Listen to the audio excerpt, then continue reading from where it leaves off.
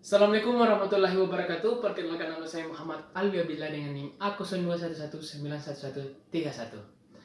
Baik, pada kesempatan hari ini saya akan menjelaskan mengenai pasar monopoli. Mungkin teman-teman sekalian ada yang mengetahui apa sih itu pasar monopoli? Tepat sekali. Pasar monopoli adalah pasar yang hanya memiliki satu penjual namun memiliki banyak pembeli. Dan dimana karena hanya ada satu penjual, pasar ini tidak memiliki persaingan di dalamnya.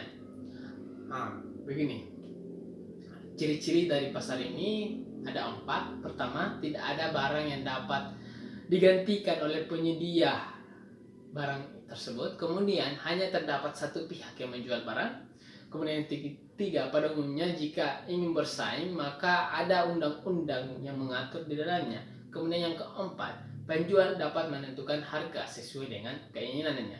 Adapun faktor-faktor monopoli di antaranya pertama, seperti yang saya sebutkan bahwa ditetapkan oleh hukum, yang dimana di sebuah negara pasti memiliki aturan perundang-undangan yang mengatur tentang sumber daya alam, misalnya yang digunakan oleh BUMN.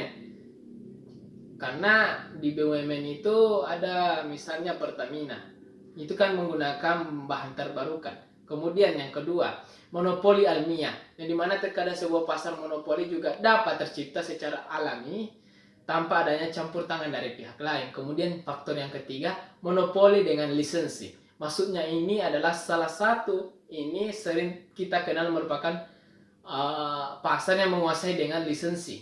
Monopoli jenis ini perlu untuk mendaftarkan hak paten atau hak cipta atas kekayaan intelektualnya. Nah, adapun kelebihan dan kekurangan dari pasar monopoli ini. Keunggulannya pertama, perusahaan monopoli tidak perlu mengeluarkan banyak biaya untuk melakukan promosi. Kemudian kelemahan dari pasar monopoli pertama, produksi tidak optimal dan efisien karena penjual dapat bebas menetapkan harga.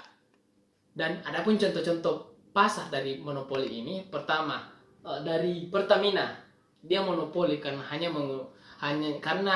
dialah yang menjual produk bahan bakar untuk kendaraan yang ada di Indonesia. Kemudian yang kedua, PDAM.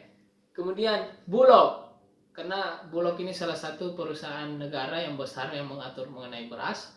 Kemudian PLN, penyedia listrik kita, karena hanya satu-satunya PLN bisa menentukan harganya naik apakah turun. Kemudian Telkom, kemudian Jasa Marga. Mungkin hanya itu yang bisa saya sampaikan dahulu mengenai pasar monopoli.